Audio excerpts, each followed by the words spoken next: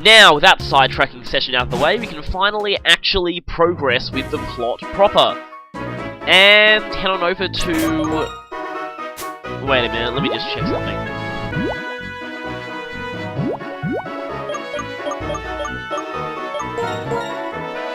I might as well use the fresh water on Archie there, after he got damaged a little bit in the last battle. Anyway, I think... Okay, maybe we should... Not sure if you should be first in the party. It's actually the highest level thing I have at this point, so that's kinda strange. But... yeah, get used to that, because we're actually not gonna get that high in terms of levels before the next gym, and that's part of what makes the next gym quite troublesome. That being a pretty massive understatement. Anyway, once we head over here, to where Charon and Alessa are, now to contact... I don't know why, but that line sounds incredibly ominous for some reason. So, yeah, Alessa is going to contact, quote-unquote, him, and get him to lower the drawbridge.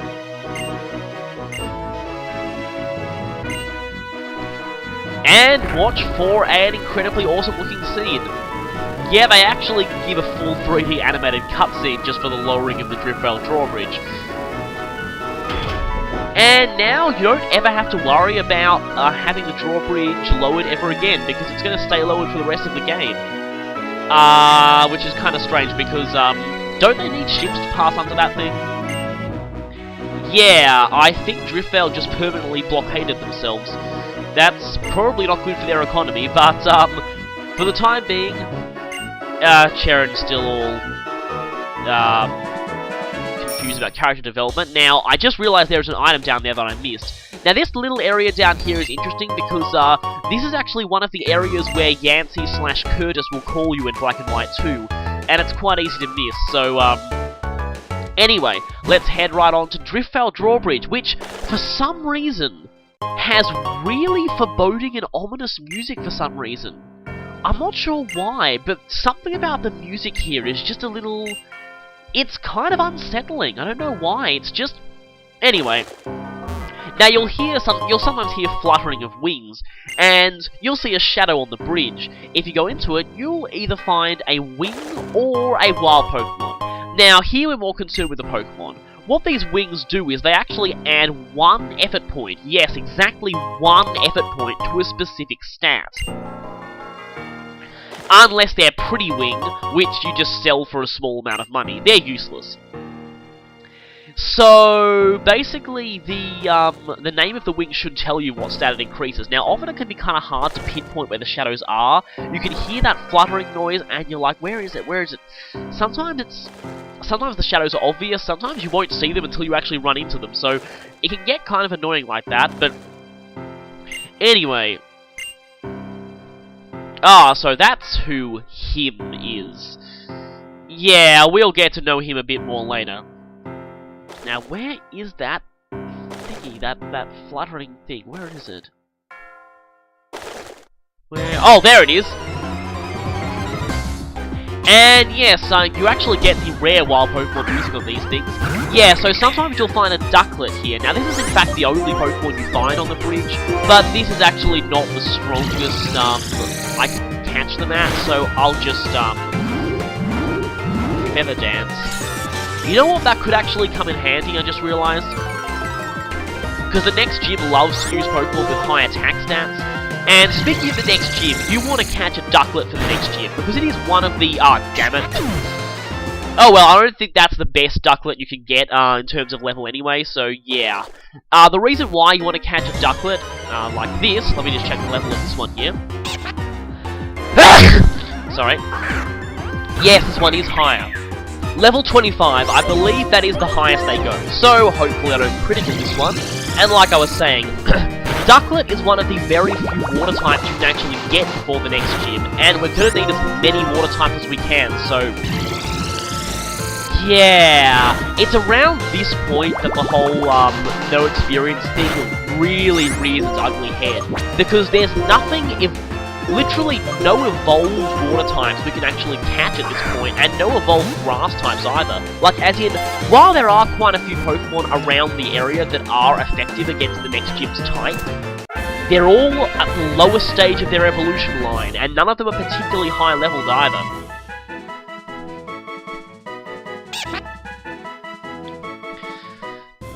So, the next gym is very, very troublesome. Possibly more for reasons of this challenge making you weak rather than the gym being strong. But don't underestimate it, the gym is pretty strong. Now, I was kind of stuck for names, so I just decided to call this thing... I'm normally against puns like this, but I had no idea what else I could call this, so... Anyway... right, now that we've got that, we don't really need anything else on this bridge, so we can safely leave. Of course, Charles is the first thing that comes to mind with the fandom too, but let's go. And we enter Driftveil City, the land of apparently rain and awesome music. Really, really awesome music. This may be one of it's easily in my top 3 favourite city themes in the entire series.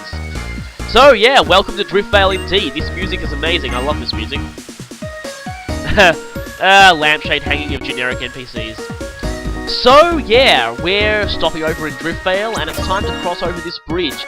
Yes, it is rainy here, despite the weather forecast saying it would be sunny, but that was actually yesterday, so guess it changed. So, I still have no idea what that sculpture is. Is it a harp thing, or I don't know. Anyway, heading on over to this bridge, and we meet someone we haven't seen before who looks like he could be Jake Marshall's uncle. This is Clay, and he's the gym leader around these parts. I'm not going to attempt an accent because I'm probably going to be terrible at it. But I always imagine Clay speaking in kind of a, sort of a lower, gruffer sounding, cowboy style accent. Interesting thing about Clay is that, he pretty much looks and is implied to sound like a cowboy, but according to, the actual people who did his design, we'll see more of a close-up of him later, but apparently Clay was based on the idea of... and he's going to give us a quest here, so we can't challenge the gym until we find Team Plasma. So, anyway, like I was saying though, apparently Clay was in fact based off the idea of a Japanese man who went to America and got rich off oil. So, yeah, someone who sort of looks American, dresses like an American, but actually isn't. Wow, that's depressing. So, Driftveil is actually considerably smaller than the last 2 cities, but, what? Okay, you're weird. Anyway, looks like that guy thinks he's on an episode of If Life Were a Musical. Anyway. Oh, now this trainer actually tells you something interesting. In that, yeah, this is actually something that's quite important for competitive battling. If you use Thief or Trick and steal someone's items, they are returned after battle. And for all competitive battling environments like linked battles and the battle subway and stuff... Oh, wait a minute, oh, there's that guy. That guy is actually useless to me. This guy teaches the 3 elemental pledges. They can only be taught to starting Pokemon. Now, pledges are very, very strange moves, and... that's a good way to put it. The pledges are weird, very weird. They're all incredibly weak moves, but they have extra effects when combined with one of the other moves. You can look up the full details if you look up the moves on Bulbapedia. Some of them have interesting applications. My favourite is probably the one that has a sort of a permanent Serene Grace effect on everything. But the weird thing is that, and here I'd like to stop for a moment and mention how... Hey, Carmen Sandiego, get out of the way of Charles! I love it when NPC patrol routes get screwed up like that. We're going to enter Driftveil Market for a second, but like I was saying... Oh, there's a hidden item here? Couldn't quite find it. Now, the annoying thing about pledge moves is that they seem to be the start of a concept that was not implemented. It's as if the developers had this idea of double battle combination moves. And, like as in where you use one move with one Pokemon, use one move with the other Pokemon, and you pull off a bit of a combination move. Almost like in the vein of fusion skills in, say, Persona 3 or something. It almost seems like they had an idea like that in mind. But they just didn't fully implement it, and only had those 3 moves as the remnant of a full feature that they were planning to implement. Now, I really hope they do something more with this idea in Gen 6, because at the moment, the 3 pledges are just really underwhelming. Now, that guy will only give us something good if we can show him a Pokemon level 30 or above, which we can't actually get yet. We won't be able to get his item until we get past, I don't even think, the next gym. So, anyway, this place here is quite useful though. A dozen Moo Milks for a relatively cheap price. Now, Moo Milks are actually one of the best healing items we can get at this point, but look, there's a secret entrance to this place. Unfortunately, it doesn't quite lead us to the hidden item, but it does lead us to a big pearl. So yeah, also, what I missed in that segment is that there's a herb shop, but I'm not going to use that. Sure, happiness doesn't really matter in this kind of playthrough, but I prefer to care for my Pokemon. Oh, right, it's right there, okay. And funnily enough, you find a heart scale right next to a shop that Charles bought all the merchandise from, which is kind of funny. Speaking of Charles, yeah, we haven't quite mentioned him yet. Now, we need to be sure that we're ready for a battle before we talk to this biker guy here. Because this guy, yes, he's a character who's quite famous among the fandom. I'm a heartbreaker. My name, Charles. Oh no, I always imagine him talking like that. So, anyway, he's going to show you a rotation battle. Now, this is actually an interesting version difference. I believe in White, he does a triple battle with you rather than rotation. This is one of the 2 new battle modes introduced in this generation, and it's unfortunately been kind of almost totally forgotten by the fandom. I mean, at least with VGC, double battles are getting some recognition, but triple and rotation are almost never played seriously competitively, which I find really annoying, and they give rise to a lot of interesting strategies. Now, this battle's actually quite tough. Not only are all of Charles' Pokemon level 27, they're also quite decently evolved too. And what's really annoying is it's now raining, which means that Basculin's water moves are going to be powered up, which is not good for Arcan at all. Now, a rotation battle is actually fairly interesting. How a rotation battle works is, you've essentially got 3 Pokemon in play at one time. Now, only the 2 Pokemon in the active spot can actually affect each other with attacks. So if you use something like Earthquake, it won't hit all 3 of the opponent's ones. On your turn, you can choose to rotate, and rotation doesn't take up your turn. Essentially, rotation is like a switch, except you can attack afterwards, which is actually pretty interesting, and gives rise to a lot of interesting strategies. In a way, a rotation battle in some ways works a little bit like rock, paper, scissors. You gotta predict what your opponent is gonna switch to for that turn, and bring in something that you think will be able to take them. It's basically a battle of prediction, really. Now, this Aqua Jet I'm a little worried about. Not only is it super effective on Arcan, it's also powered up due to rain. At the very least, that Basculin just lost its Reckless ability. If it has any recoil moves, they'll be a bit weaker. Now, thankfully, I have got the birding on Basculin, which means that rain is going to be less of a problem. And now Hex is going to do more damage. Now, I could try Will-O-Wisping again, predicting that he'll rotate. And yeah, once again, this is a bit of a tricky part. And I got it right! So yeah, I predicted correctly that he'd rotate, and I'm going to hit his rotation with Will-O-Wisp while I stay in. I'm also going to kill his Lightning Rod ability, but that wouldn't have helped him anyway. Given that, I don't have anything that uses electric moves. Lightning Rod did get a considerable buff in this generation though. Now, not only does it just lure electric attacks to you, it actually makes you immune to them and increases your special attack whenever you're hit by one. It's essentially a motor drive except for special attack rather than speed. It's actually pretty useful, and although I've heard that the buff to Storm Drain was actually even more useful, they Gastrodon actually owe you, which is something I would have never thought would happen in 4th Gen. Shockwave. That is not too bad. And now you're going to take double power from Hex. Now, if you rotate in Krokorok, that's going to get annoying. But anyway, like I was saying, now the thing about... Oh, and you did rotate in Krokorok. Oh, that's bad. Yikes. Did I just lose Exodia? Well, your Intimidate's gone, but it's too late, and I did lose Exodia. Okay. When you lose one Pokemon in a double battle, you're allowed to send in something else to take its place. Now, in official competitive rotation battles, I believe you're actually allowed 4 Pokemon. So that's 3 in the current rotation and 1 reserve. So that leads rise to some interesting strategies. And... oh, great. That's weird. Yeah, you gotta be careful with Mummy. It can kind of work against you. Of course you can use that to your advantage if, say, I put Arkin in, have him whack something with Mummy and change his bad ability into at least an ability that's useless, but at least it's better than Defeatist. So anyway, now the main thing about rotation battles is that although the Pokemon that are on the field, although the other two that aren't active technically aren't participating in the actual battle, they are still considered to be in play, which means that effects that would normally be lost upon switching out are not lost upon rotation. This makes stat boosting very useful in rotation battles.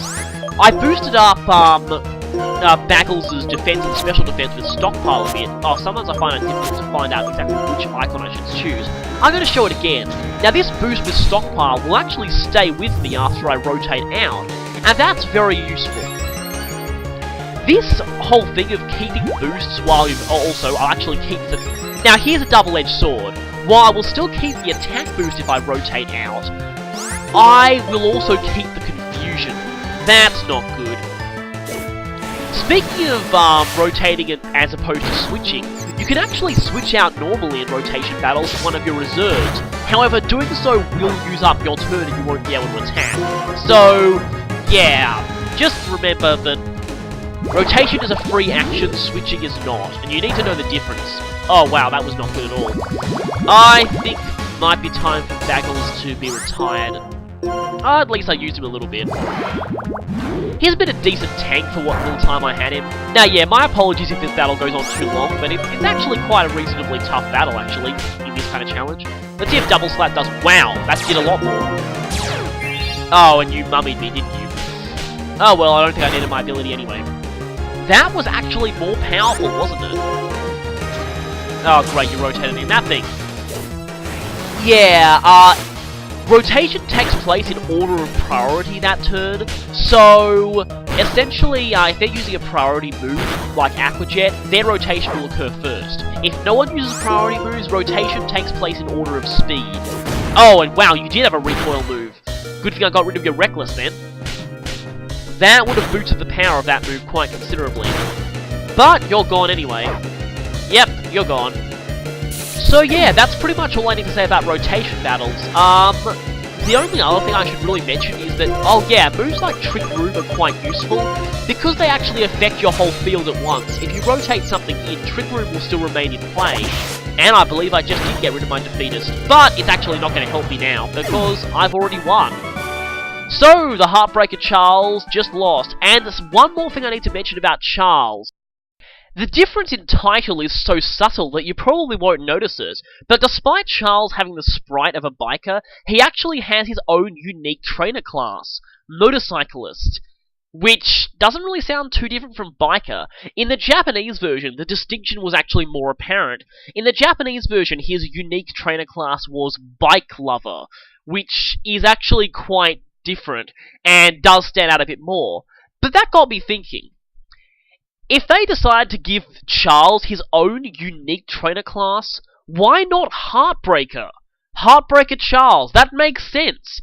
If they're going to the trouble of giving him a unique trainer class, you would think they would have done that. That is really strange to me. So yeah, the Heartbreaker Charles has been defeated. You can actually battle him as many times as you want. So yeah, apparently, Opelousas City is the place to go for more rotation battles, though in White he'll mention you should go there for more triple battles. Yeah, triple battles are done more often in White, and rotation battles are done more often in Black. In Black and White 2, they kind of mix them a little bit. Okay, so that house was kind of useless. Now I guess I should mention one last thing about Charles. In the anime, they kind of took his character in a fairly amusing direction. Okay, if we've found 50 more Pokemon, we get the Shell Bell. This is a reasonably useful item when Leftovers is not available. It causes you to do, oh yeah, and there he's giving you a hint, because Professor Juniper actually does have a few more gifts for you if you caught more or seen more Pokemon in your Pokedex. We'll go to her a bit later though, when it's a bit more convenient, because seriously, going all the way back to November Town right now, Yeah, that is gonna be annoying. So we're gonna wait until just after this gym to do that. Okay. Thief. Okay, I actually think I can do that. I was lucky that she said that. I believe she asked for a random move. And I was lucky enough that she asked for a move that I got a TM for. Now, as you've seen in that house there, I'll also need to withdraw my... Oh, of course I do, I just battled him. I'll also need to withdraw my Minchino. Oh, and you give me repeat balls, which are not too useful in this kind of challenge. Yeah, they're better at catching the same Pokemon you've already caught. Now, recently in Jwit's, quite a famous YouTuber's video on top 10 worst Pokeballs, he listed that saying, why would you want to catch something you already have? There are a few situations where they are useful. Most notably, mass catching Dittos. Because you can't breed Dittos, the only way to get more, and thus have a better chance of getting perfect IV Dittos for breeding, is to just repeatedly catch large numbers of Dittos. And for that, repeat balls are incredibly useful, especially back in 3rd Gen when Dusk Balls weren't available. Right, there is Quackpot, Bold Nature, that might help slightly. You're not going to be using any... Oh, actually, you are going to be using physical moves, but yeah. Feather Dance is reasonably useful. Aqua Ring, maybe not so much. It's kind of like almost a free leftovers, but we don't really have leftovers at this point, which would be so much more useful, and I really don't want to take the turn setting up Aqua Ring. I'll just put you there, just so that I know to get you for the gym, because I'm going to need you. For the time being, though, I do need this Minchino, because there was a guy back there who was going to trade a Basculin for it.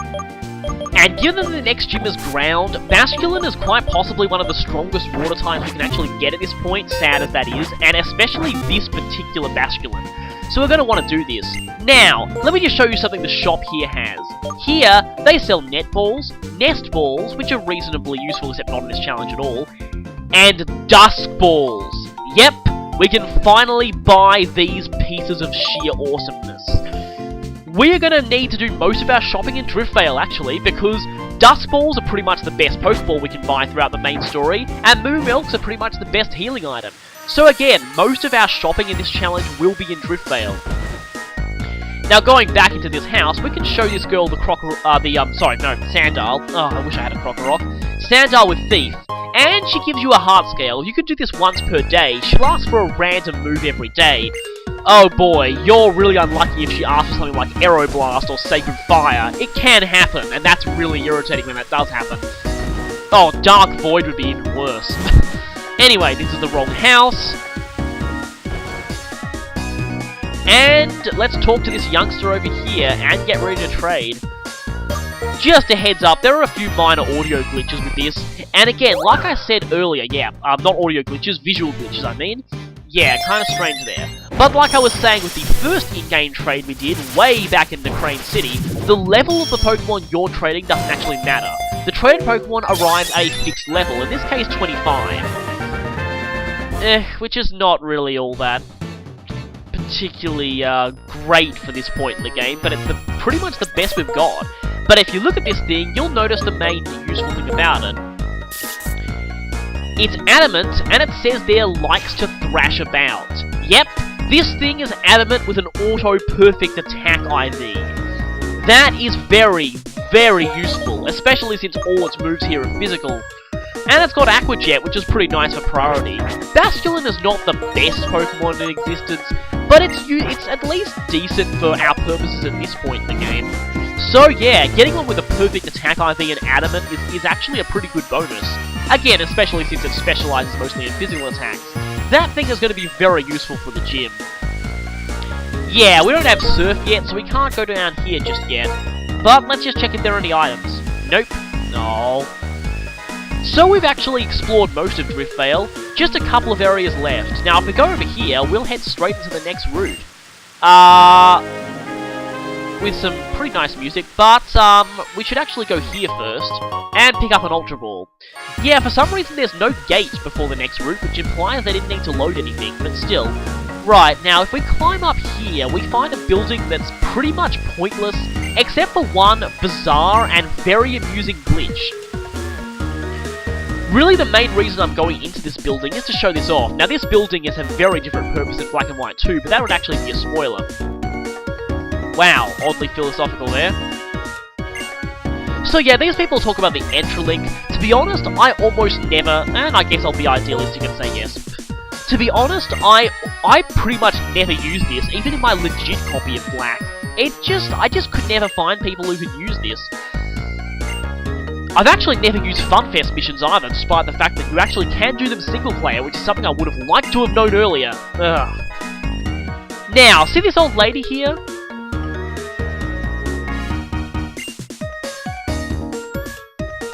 Notice anything strange about the way she spoke? Let's go into options for a second and change the text speed. We're currently on medium. Let's change the text speed to slow.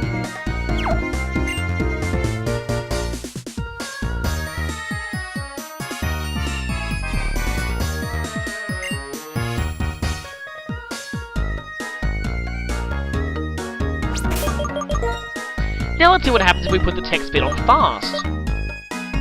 You can actually see the text speed displayed there. Look how much faster fast text speed is. Now watch how she speaks. That's actually normal speed. And to prove it, let's talk to this person. Yep, she's definitely talking faster. What's the deal with this old lady? Well, for some incredibly bizarre reason, this old lady speaks at one text speed slower than the one you've currently got set. If you're on fast, she'll speak at normal. If you're on normal, she'll speak in slow. And if you're on slow, she'll speak even more slowly. Yeah! I know that N having a text speed 1 higher than the one you've set is actually a deliberate choice, but apparently Game Freak themselves have confirmed that that old lady's speech was definitely just a glitch.